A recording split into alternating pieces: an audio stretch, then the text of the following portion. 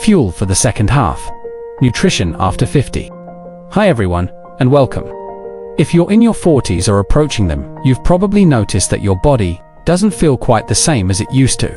Maybe your energy dips more often, it's harder to lose weight, or your usual diet just doesn't seem to cut it anymore. That's because our nutritional needs begin to shift as we age, often in ways we don't expect. In today's video, we're uncovering how your body changes after 40, and more importantly, what you can do about it.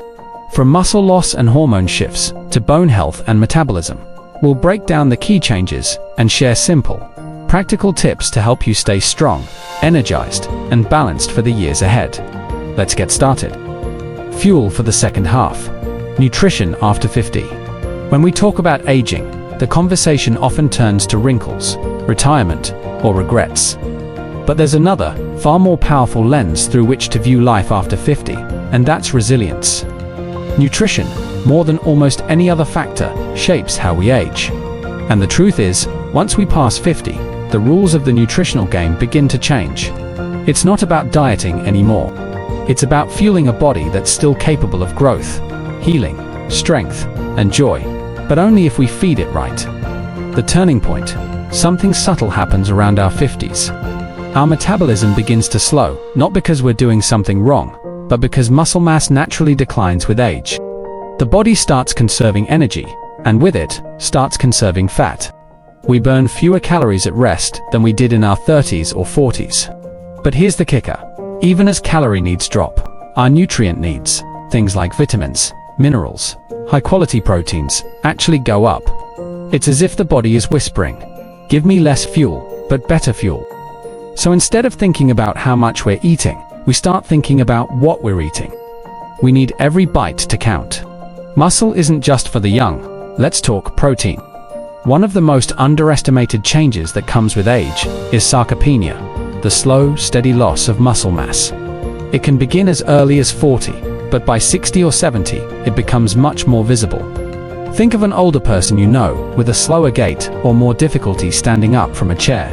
Often, that's not just age, it's muscle loss. And muscle isn't just about looking toned, it's your engine. It keeps you upright, keeps your balance intact, and burns calories even when you're asleep. That's where protein steps in. After 50, the body doesn't absorb or utilize protein as efficiently. So, to maintain or even rebuild muscle, we need more of it. Research suggests that older adults need roughly 1 to 1.2 grams of protein per kilogram of body weight, and sometimes more if recovering from illness or surgery. For a 70 kilograms person, that's 70 to 85 grams of protein daily. You don't need to eat a steak at every meal. Eggs, Greek yogurt, lentils, tofu, quinoa, even high-quality protein powders. These can all help meet your needs. Bone deep. Osteoporosis is often called the silent thief. It creeps in without symptoms, until one day, a small fall leads to a big fracture. Women, especially after menopause, are at higher risk, but men aren't off the hook either. Calcium and vitamin D are your best defenses. Calcium keeps bones dense and strong. Adults over 50 should aim for around 1,200 milligrams of calcium a day. That's about 3 servings of dairy or fortified plant-based alternatives. Leafy greens like kale and bok choy help, but don't count on spinach. It's high in oxalates, which block calcium absorption. Vitamin D is the gatekeeper.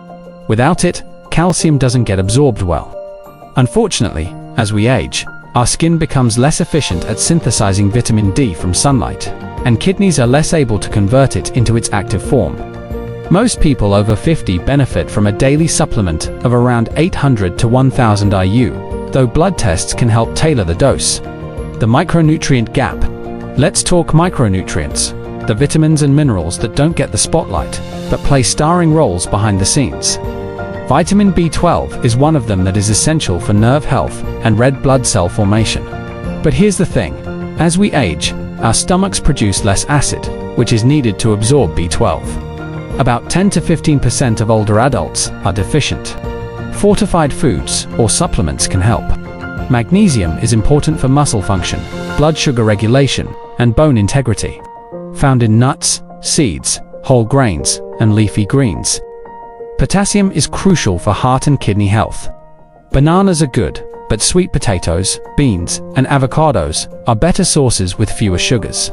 And here's a special mention: fiber.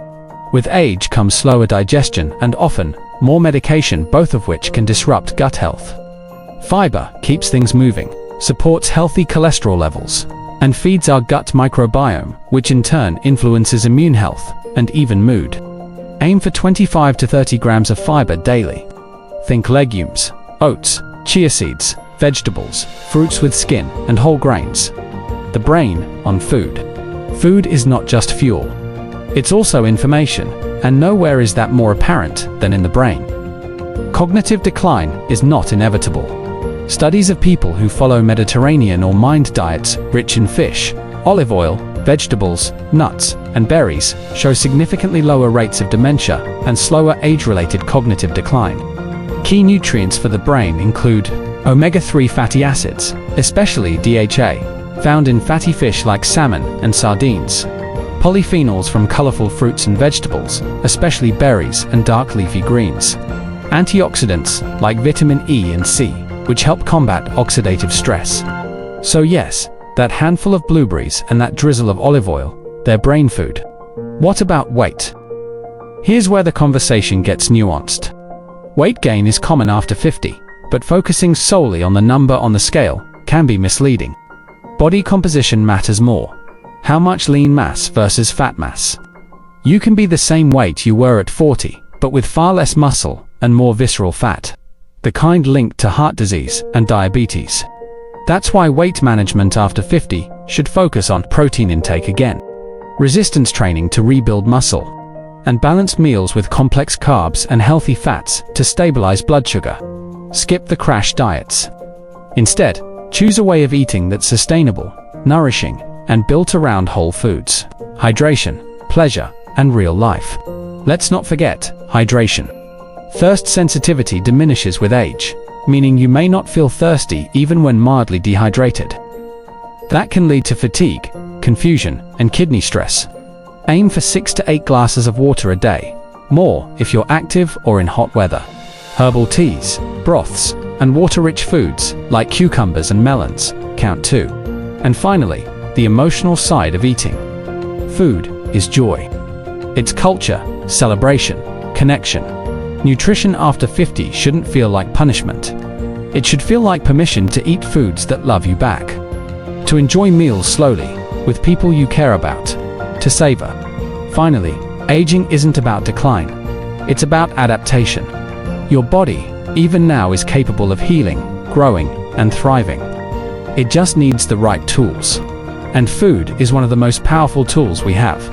So whether you're 52 or 82, remember, it's never too late to nourish yourself deeply. Because the second half of life deserves to be strong, clear-headed, mobile, and full of energy. And it all begins with what's on your plate. Thanks so much for watching our video on nutrition after 50. We hope you picked up some helpful tips. Even small changes in what you eat can make a big difference in how you feel every day. If you enjoyed this, go ahead and give it a like. Share it with someone who might need it, and hit subscribe for easier, science-backed wellness advice. And hey, it's never too late to start taking care of yourself.